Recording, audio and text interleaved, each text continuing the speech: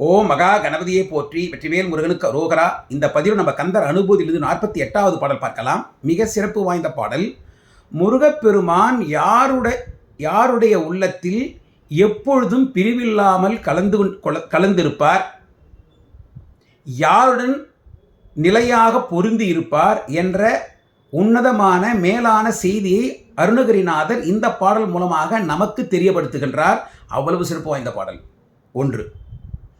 அடுத்தது, இந்த பாடல் நம்ம ஏற்கனவே ஒரு பாடல் பார்த்தோமே, குறியை குறியாது குறித்து அறியும் நெறியைன்னு சொல்லி பார்த்தோம் இல்லையா? அந்த பாடலோட மிக அதிகப்படியான நெருங்கிய தொடர்புடைய பாடல் அது. இந்த பாடலை பார்க்கும்போது இந்த விளக்கத்தோடு சேர்ந்து நம்ம பார்ப்போம். பாடலை பார்க்கலாமா? அறிவொன்று அற நின்று அறிவார் அறிவில் பிரிவொன்று அற நின்ற பிரான் அலையோ, செறி ஒன்று அற வந்து இருளே சிதைய வெறிவென்றவரோடுரும்பேலவனே.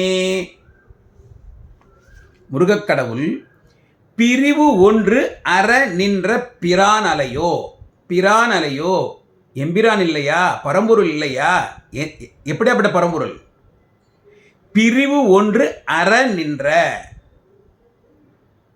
பிரிவு என்பதே இல்லாத நிலை. பிரிவு என்ற ஒன்று அருந்து போக, முழுமையாக விலக, அப்படின்னா எப்பொழுதும் சேர்ந்தே இருக்கின்றார். யார்? நமது பிரான் பரம்பொருள் முருகக்கடவுள். யாராவோட? அதுதான் அறிவு ஒன்று அற நின்று அறிவார் அறிவில். அறிவு என்கின்ற ஒன்று. அறிவுனா என்ன? எது நல்லது, எது கெட்டது, இது வேணுமா, அது வேணுமா, இதுவா அதுவா அப்படின்னு நமக்கு தெரிந்த வகையிலே நாம் அதை பகுத்து பார்த்து நமக்கு தெரிந்த ஆழ்ந்த சிந்தனையில் வேறுபடுத்தி பாகுபடுத்தி பார்க்கின்ற நிலை தானே அறிவு. அந்த அறிவு என்னவாகணும்? அற நின்று. அந்த அறிவு அற நின்று அந்த மாதிரியான பகுத்து பார்க்கக்கூடிய நிலை, இதுவா அதுவா என்று பார்க்கக்கூடிய நிலை, முழுவதுமாக அருந்து போன நிலை, முழுவதுமாக நம்மை விட்டு விலகி போயிட்ட நிலை. அப்படின்னா நம்ம எதையுமே இதுவா அதுவா அப்படின்னு பாகுபடுத்தி பார்க்கவே மாட்டோம். அந்த நிலையில் அப்படி இருக்கிறார்களே அவர்கள் அறிவார் அறிவில். அவர்கள் எதை அறிந்து கொள்ள வேண்டும் என்று முற்படுகின்றார்களோ அந்த அறிவில், அந்த ஞானத்தில் இந்த பரம்பொருள் பிரிவு என்பதே இல்லாமல் எப்பொழுதும் சேர்ந்தே இருக்கும். அதுதான் பரம்பொருள் எம்பிரான். சரி, அது அப்படியாப்பட்ட அறிவு யாருக்கு இருக்கு? அந்த அறிவு அதுதான் குறியை குறியாது குறித்தறியும் அந்த நெறி. இப்போ நம் மனசுக்குள்ள பரம்பொருள் இருக்கார். அதே பரம்பொருள் நாம் பார்க்கின்ற திசைகள் தோறும் எல்லா இடங்களிலும் எல்லா பொருள்களும் கலந்திருக்கின்றார். ஆனால் நம்ம என்ன பண்ணுறோம்? நமக்கு அவர் அங்கே கலந்திருக்கிறான்னு ஒரு செய்தி தெரிஞ்சால் கூட அதை பற்றி நமக்கு கவலைப்படுறதில்லை. நம்ம மனசில் இருக்கிற கடவுள் இருந்தாலும் இது நான், அது இது வேற அது வேற நம்ம பார்த்துட்டு இருக்கோம்.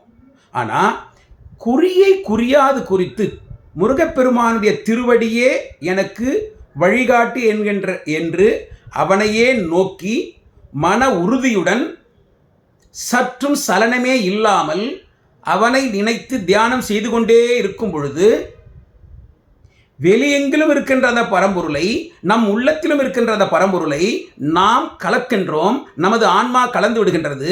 அப்படி கலந்த நிலையிலே நாம் ஆனந்தப்படுகின்றோம், பேரானந்தப்படுகின்றோம். அந்த முருகனை எண்ணி மகிழ்கின்றோம். அந்த முருகனை வெளியில் இருக்கின்ற எல்லா இடங்களிலும் நாம் பார்க்கின்றோம். அப்போ நம் உள்ளத்தில் இருக்கின்ற அந்த முருகனை வெளியில் இருக்கிற எல்லா இடத்திலும் பார்ப்பதனால வெளியில் இருக்கிற எந்த பொருளும் அது ஒரு வேற பொருளா நமக்கு தெரியாது. அந்த பொருளும் இந்த உள்ளத்தில் இருக்கிற அந்த முருகனும் நாம் மூழ்கி இருக்கின்ற கலந்திருக்கின்ற அந்த முருகனும் ஒன்றே. இதுவும் முருகன், அதுவும் முருகன். அப்புறம் எங்க இது அதுன்னு பிரித்து பார்க்கறது? அந்த பிரித்து பார்க்க வேண்டிய நிலையே இல்லை. அந்த நிலையை அடைந்தவர்கள் யார்? அவர்கள்தான் ஞானிகள். முருகனை முழுவதுமாக தியானம் செய்து அவனை கலந்தவர்கள். ஆனால் நம்ம மாதிரி நடமாடி கொண்டிருக்கிறார்கள். அவர்கள் ஞான முக்தர்கள், ஜீவன் முக்தர்கள். அந்த ஜீவன் முக்தர்களுடைய ஞானத்தில், அவருடைய எண்ணத்தில், அவருடைய அறிவில் பரம்பொருள் சற்றும் பிரிவு என்பதே இல்லாமல் எப்பொழுதும் அவர்களுடன் கலந்திருப்பவர் அந்த பரம்பொருள். அதுதான் அவ்வளவு சிறப்பு வாய்ந்தவர் தான் நமது பரம்பொருள் எம்பிரான் அலையோ. அதுதான் அறிவொன்று அற நின்று அறிவார் அறிவில், அந்த ஜீவன் முக்தர்களினுடைய அறிவில், ஞானத்தில் பிரிவு ஒன்று அற நின்று, பிரிவு என்பதே இல்லாமல் எப்பொழுதும் கலந்தே இருக்கின்ற பிரான் அலையோ முருகா நீங்க. அதுதான் அப்போ அந்த முருகன் அவ்வளவு, அந்த பரம்பொருள், அந்த மேலான பொரும்பொருள் ஜீவன் முக்தர்களின் உள்ளத்தில் எப்பொழுதும் கலந்திருக்கின்ற அந்த மேலான பரம்பொருள் வேற எங்க பொருந்தி இருக்கும், வேற எங்கெல்லாம் இருக்கும் அப்படின்றதுக்கு அடுத்த 2 வரி மிக முக்கியமான வரி, அதை பார்ப்போம். செறிவு ஒன்று அற வந்து, செறிவு ஒரு விதமான நெருக்கம்.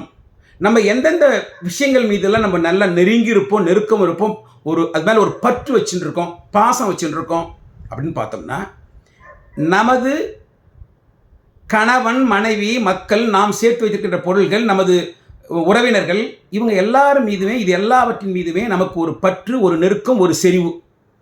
அந்த செறிவு, அந்த பற்று, அந்த ஆசை, அந்த பாசம் அற்று, செறிவு அற்று, செறிவு ஒன்று அற வந்து, அந்த செறிவு முழுமையாக அருந்து போக வேண்டும். அப்படி போயிடுச்சுன்னா அடுத்தது பாருங்க, இருளே சிதைய. இந்த ஆசையை கொண்டு, இந்த பாசத்தை கொண்டு, இந்த பற்றை கொண்டு தான் நமக்கு இந்த இருள் என்கின்ற அழுக்கு, மலம் எல்லாமே நம்ம வந்து சேருது. அந்த செறிவு, அந்த பாசம், அந்த ஆசை அது அருந்து போகும் பொழுது, அப்போ இந்த இருள் என்பது நமக்கு இல்லை, இந்த மலம் என்பது நமக்கு இல்லை, இந்த அழுக்கு என்பது நமக்கு இல்லை. அப்புறம் நம்ம சுத்தமாயிடுறோம், தூய்மை ஆயிடுறோம். அந்த இருளே சிதைய, அதுவும் சிதைந்து போயிடுச்சு, தூள் ஆயிடுச்சு. அதனால் என்ன ஆகுது, வெறி வென்றவரோடு, இவ்வளவு நாளா அந்த என்னுடைய கணவன், எனது மனைவி, எனது பொருள், எனது உறவினர்கள் அப்படின்ற அந்த நிலையில் நம்ம வெளியே வந்ததனால அந்த மயக்கம், அதுதான் வெறி, அந்த மயக்கத்தை நாம் வென்றுவிட்டோம். அந்த மயக்கத்திலிருந்து வெளியே வந்துவிட்டோம், அந்த அறியாமலிருந்து நம்ம வெளியே வந்துட்டோம். நமக்கு கொஞ்சம் ஞானம் இருக்கு இப்போ. எப்படி? அது இறைவனையே முருகனையே தொடர்ந்து தியானம் செய்து கொண்டிருந்ததனால் அவன் அருளால் நமக்கு இது நடந்திருக்கு. அப்போ அந்த வெளியே வந்ததுனால அந்த மயக்கத்தை வென்றவர் நாம் வென்றுவிட்டோம். அப்படி யாரெல்லாம் அந்த மயக்கத்தை வென்றார்களோ, அந்த இருள் சிதைய, அந்த மலம் சிதைய, அந்த அழுக்கு சிதைய, அந்த மயக்கத்தை யாரெல்லாம் வென்றார்களோ, வெற்றி கொண்டார்களோ, அதிலிருந்து முழுமையாக வெளிவந்தார்களோ, அவர்களிடத்தில் உறும் வேலவனே, அவர்களிடத்தில் முருகப்பெருமான் எப்பொழுதும் பொருந்தி இருப்பான், நிலைத்து இருப்பான். ஜீவன் முக்தர்கள், ஞானிகள், அவர்களுடைய உள்ளத்தில் எப்பொழுதும் பிரியாமல் இருக்கும் பரம்பொருள் முருகன். அவ்வளவு மேலான பொருள். நம்மை போன்ற மனிதர்கள் யார் ஒருவர் அந்த செறிவு என்பதை, அந்த பற்று என்பதை முழுமையாக அறுத்து, அதனால் அந்த அழுக்கை, அந்த மலத்தை, அந்த இருளை நீக்கினார்களோ, அவர்கள் மயக்கம் தெளிந்தவர்கள், மயக்கத்தை வென்றவர்கள். அவர்கள் உள்ளத்திலும் முருகப்பரம்பொருள், முருகக்கடவுள், வேலவன் பொருந்தி இருப்பான். இதுதான் அந்த குறியாது பாடல் என்ன சொல்லியிருக்கார் பாருங்க, செறிவற்று உலகோடு உரை சிந்தையுமற்று, செறிவு அற்று. இதை நம்ம சொல்றோம். ஆசானிகளம் தொகலாயின பின், அந்த பற்று, அதுதான் இங்க இந்த வரியில முக்கியமாக சொல்லப்பட்டது. செறிவு ஒன்று அற வந்து இருளே சிதைய, இருள் தூளாக அழிந்து போக, அந்த மயக்கம், அந்த அழுக்கு, அந்த மலம் அது அழிந்து போக, வெறி வென்றவரோடு, அந்த மயக்கத்தை வென்றவரோடு முருகப்பெருமான் வந்து பொருந்துவார். அவ்வளவு சிறப்பு வாய்ந்த பாடல். அப்படின்னா நாம் இந்த செறிவை முழுமையாக அறுத்து எறிவதற்கு முருகப்பெருமானை தொடர்ந்து நாம் தியானம் செய்து கொண்டே இருந்தோமேயானால் நமக்கு என்ன நடக்கும்? அந்த அறிவு ஒன்று அற நின்ற அந்த நிலையில் நடக்கும். இது வேற, நம் உள்ளத்தில் இருக்கின்ற பரம்பொருள் உள்ளத்தில் இருக்கின்றார், வெளியும் இருக்கின்றார். இது வேற அது வேற, நம்ம அந்த மாதிரி சிந்தனையே நமக்கு இருக்காது. இதுவும் அதுவும் ஒன்றே, அது பிரித்து நம்ம பார்க்க மாட்டோம். ஆகவே அறிவு ஒன்று அற நின்றது. அந்த நிலையை நாமும் அடைவோம். அப்படி அடையும் பொழுது முருகப்பெருமான் நமக்கும் அருள் செய்வார் என்ற நிலையிலே இந்த பாடம் அப்படி பார்க்கலாமா?